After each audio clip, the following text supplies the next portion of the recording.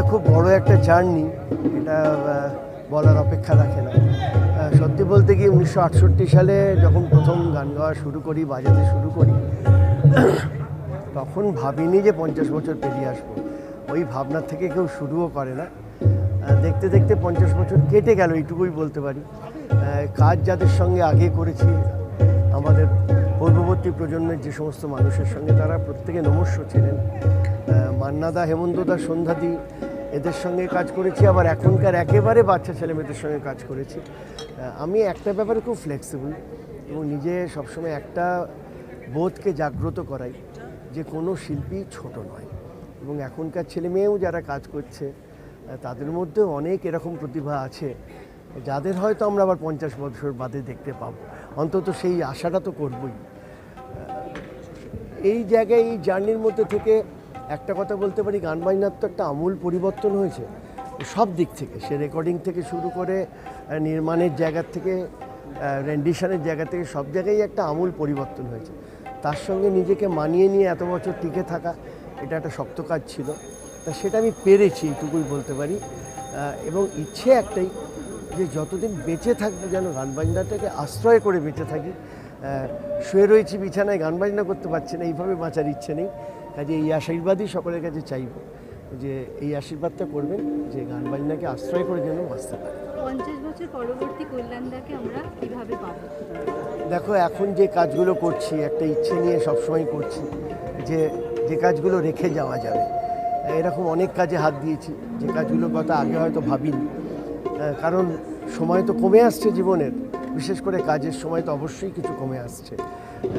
আমি জানি না সুস্থ শরীরে কতদিন আর এই পেসে কাজ করতে পারবো, কিন্তু যতদিন পারবো ততদিন কিছু নতুন জিনিস দিয়ে যাওয়ার ইচ্ছে, সেইভাবেই কাজ চালাচ্ছি।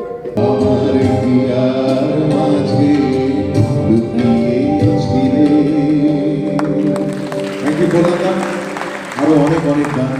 এই গানটা প্রথম যখন শুনিয়েছিল কোয়ারে, তখন একেবারেই ছোট, কিন্তু বুঝতে অসুবিধা হয়নি যে একজন তোলপাড় করতে আসছে আর কি। এবং পরে এই গানটা আমি তোকে দিয়ে গাইয়েছি অ্যালবামে। আর আগে যে ভিডিওটা দেখলেন ওটাও কিন্তু আমারই করা গান, অরূপের সিনেমার, ওটা বন্ধু তোমার ছবিতে। হ্যাঁ, ওতেও আমি অ্যাক্টিং করে গেছি। ওটা এখন রীতিমতো ভালো অ্যাক্টিং করছে ওটা কিন্তু। একদমই নয় আর কি, আমি কল্যাণের মতো ম্যাজিক তো করতে পারবো না, একটু এদিক ওদিক করার চেষ্টা করছি। আমরা কল্যাণদার উচ্ছ্বাস, কল্যাণদার ভালোবাসা, কল্যাণদার স্নেহ তুলে দেব রূপঙ্করের হাতে। হ্যাঁ, এটা প্রতীক রূপঙ্কর, যার মধ্যে সম্ভাবনা দেখেছিলেন কল্যাণ সুন্দর, এবং আজও আবার সেই প্রথম দিনের কয়ারে গান গাওয়ার স্নেহ।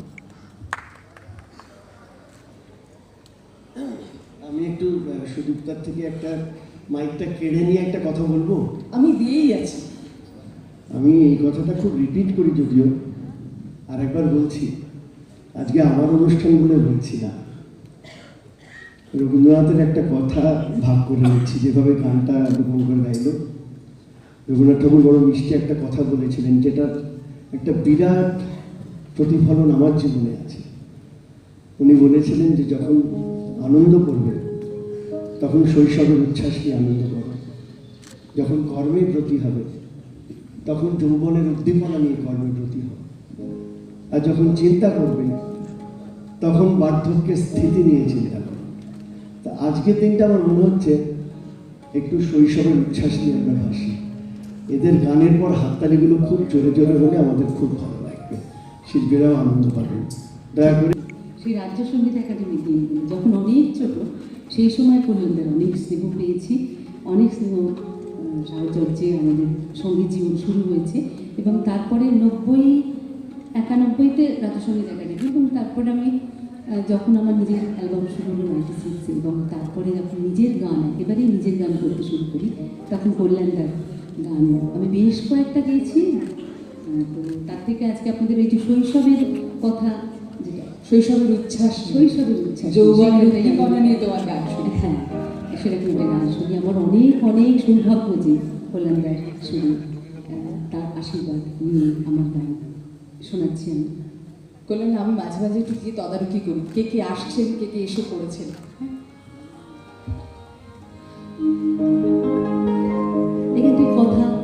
শুভদাস বলতে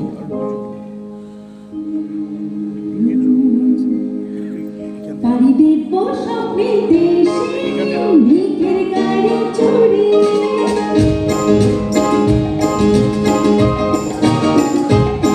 পাড়ি দেব স্বপ্নের দেশে মেঘের গাড়ি চড়ে তুই খাতা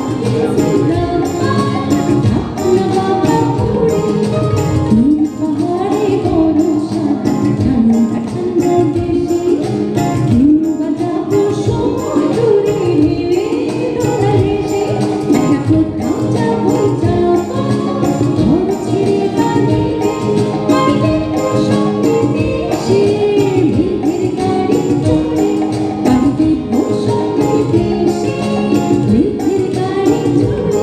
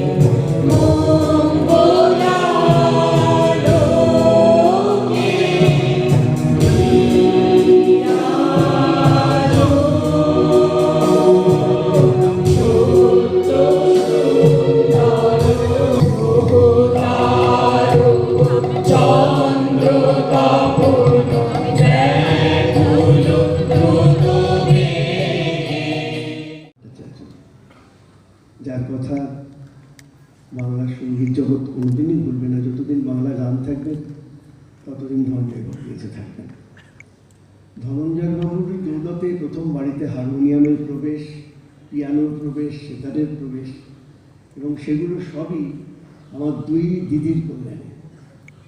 দুই দিদি কেউই সঙ্গীতজ্ঞ হয়ে উঠতে পারেননি, পড়াশোনার জগতে নাম করেছেন, কিন্তু ওনারা যদি ওই শিক্ষাগুলো শুরু না করতেন তাহলে আমার গান বাজনা শেখা হতো না, আমার এই ইচ্ছেটাই জাগ্রত হতো না। কারণ সুদীপ্তা আমি অসম্ভব গান পেরেছিলাম, আমাকে দেখলে সেটা এখন বোঝা যায় না।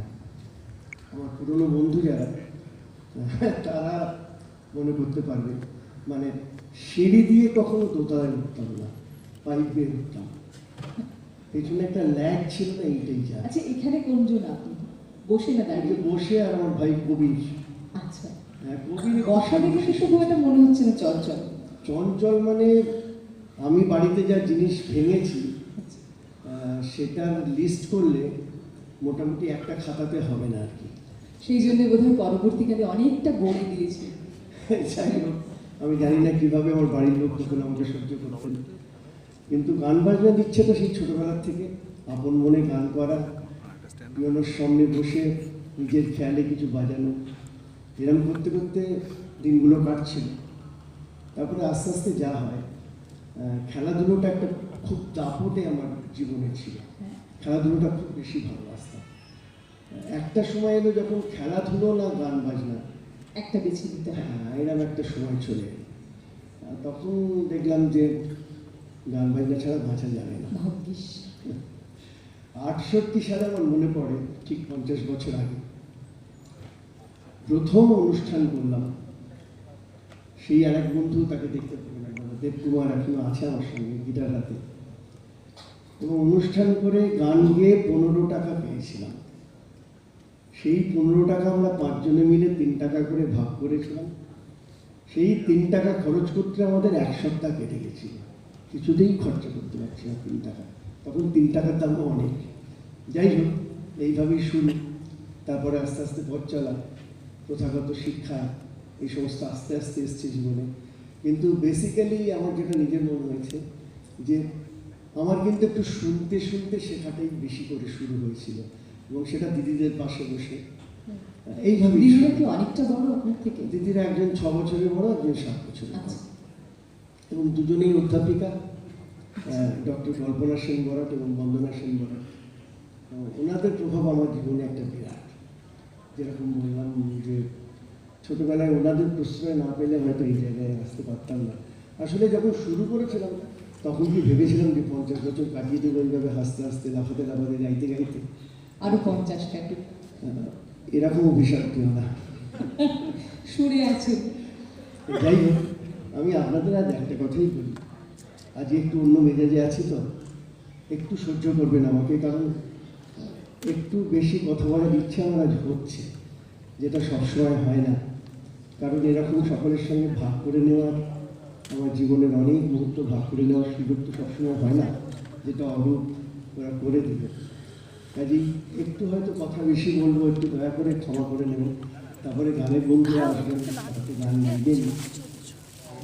আসলে জীবনটা আনন্দে কাটাবো, এরকম একটা ইচ্ছে ছোটবেলা থেকে ছিল। এবং 68 পর 79 সালে এসে যখন 79 যখন ক্যালকাটা ক্যালকাটা ক্যালকাটা 40 বছর হলো পরে ছিল। ক্যালকাটা কোয়ার করাটা কিন্তু আমার জীবনের একটু টার্নিং পয়েন্ট, সেগুলো পরে বলছি। আচ্ছা, কল্যাণ রায়, ক্যালকাটা করার অনেক পরে হয়েছিল, তার আগে একসঙ্গে গান গাওয়া ঐক্যতানের জন্ম দিয়েছিলেন এইটা একটা ব্যাপার হয়েছিল আসানসোলে। আসানসোল। আমার প্রথম কোয়ার গ্রুপ কিন্তু আসানসোল। ঐক্যতান একটা কোয়ার করেছিলাম, সেখানে প্রথমে ঐক্যতান মিউজিক সার্কেল করেছিলাম, ক্লাসিক্যাল সার্কেল। আসলে এই ব্যাপারে আরেকটা বলি, আমার এক বন্ধু ছিল শান্তনু দাস মতিলাল, প্রখ্যাত ঠুমরি গায়ক শচীন দাস মতিলালের ছেলে। আমার খুব বন্ধু ছিল, খুব ভালো সেটা কিসের বোমা পড়লো যাই হোক, ওই মেসমশাইয়ের কাছে শেখাটাও একটা খুব বড় কাজ দিয়েছে জীবনে, এটা এখন বুঝতে পারি। এবং সেই সময় ঘরানা মিউজিক সার্কেল আমরা তৈরি করি, এবং প্রচুর কনফারেন্স আমরা তখন কলকাতা শহরে করেছি, এবং তাতে গান গিয়েছেন, মানে এরকম লেভেলের কিন্তু আমরা একটা মিউজিক সার্কেল করেছিলাম, এবং আমার সৌভাগ্য হয়েছিল। আপনি নয়, এবং আমার মনে হয় এই কয়ার আন্দোলনের আপনি পুরোভাগে আছেন। না, এখন হয়তো আছি। প্রথম যেদিনকে মাথাটা খারাপ হয়েছিল সেই গল্পটা বলতেই হয়। আচ্ছা, আমরা গল্পে আসবো। হ্যাঁ আপনার জন্য মাথা খারাপ করে অনেকে রয়েছে, হ্যাঁ, আমরা একটু গান শুন, আবার গল্পে ফিরবো। একদম একদম। নইলে লোকে না ওখান থেকে এই কাপড়ের বলটল নিয়ে ছুটতে পারে না। না, সবাই আপনাকে ভালোবেসে এসেছেন, আপনার কথা শুনবেন। বন্ধুরা, আমি বলবো না কল্যাণদাকে ভালোবেসে কল্যাণদার গান গাইবার জন্য কে আসছেন মঞ্চে। আপনারা একটু এই কৌতূহলটা বজায় রাখুন, আমরা দেখি কে আসছেন প্রথম চমক নিয়ে। কেমন? শুরু হোক আমাদের। অরূপদা, বন্দোবস্ত হয়ে যাক। কিছু ধারণাই ছিল না, ভেবেছিলাম বোধহয় অনুষ্ঠানটা দেখতে আসা, মানে কল্যাণদার সাথে থাকার এই 50 বছর তো কম কথা নয়, বিশাল অনেক অনেক অনেকগুলো বছর। এবং আমি যখন প্রথম, আমার মনে পড়ে কল্যাণদার সাথে আলাপ, আমি ক্যালকাটা করে শিয়ালদায় গিয়ে যোগাযোগ করেছিলাম। আমি মানে তখন আর কি উঠতি গায়ক, এবং হ্যাঁ কলেজে কলেজে না, কলেজের পর আমাকে ওই শর্মিষ্ঠা দাসত্ব দিয়েছিলেন আমার মাসি ছিলেন। তো দেখা করতে গিয়েছিলাম যে যদি কোনো সুযোগ পাওয়া যায় আর কি। তো তারপর কল্যাণদার সাথে এলাহাবাদ ব্যাংকে গিয়ে যোগাযোগ করেছিলাম। ব্যাংক অফ ইন্ডিয়া, শুভদাও কি ওখানে? সুব্রত ছিল ওখানে, শুভ ছিল এলাহাবাদ ব্যাংকে। শুভদা ছিল এলাহাবাদ। তো আমি খুব অবাক হয়ে ভাবতাম যে কল্যাণদা ক্যালকাটা কোয়ারের মতো এই এতজন নিয়ে এরকম একটা অনুষ্ঠান করে বেড়ান, রিহার্সাল, তারপরে এত ছবির কাজ, অ্যালবামের কাজ, নানা রকমের কাজ, রেওয়াজ, প্র্যাকটিস, তারপরে একটা চাকরিও করেন। কি করে করেন? তো ম্যাজিশিয়ানরাই হয় এরকম। তো তারপরে 50 years is একদম জোক নয়, এটা একটা বিশাল বড় ব্যাপার। স্টিল আমি বলবো ইটস জাস্ট এ নাম্বার। 50 বছরের থেকে আরো বেশি, আরো 20-25 বছর আমরা কল্যাণদার আরো অনেক ভালো ভালো মিউজিক শুনতে চাইবো। আমি চাইবো এক কল্যাণদার জন্য একটা জোরে একটা যদি আরেকবার আপনারা গান, আমার খুব ভালো লাগে। আমার তরফ থেকে ভালোবাসা সকল আঘাত সকল আশায় তুমি ছিলে, আমার কাছে তুমি ছিলে, আমি তোমার কাছে যাইনি, আমার হিয়ার মাঝে লুকিয়েছিলে, দেখতে আমি পাইনি তোমায়, দেখতে আমি পাইনি, বাহির পানে চোখ মেলেছি, বাহির পানে আমার হৃদয় পানে যাইনি, আমার হিয়ার মাঝে লুকিয়েছিলে, দেখতে আমি পাইনি তোমায়, দেখতে আমি পাইনি, তুমি মোর আনন্দ হয়েছিলে, আমার খেলা আনন্দে তাই ভুলেছিলে, আনন্দে তাই ভুলেছিলে, কেটেছে দিন বেলা, গোপন রোগীর প্রাণে আমার দুঃখ। Tell me pretty lies, look me in the face. Tell me that you love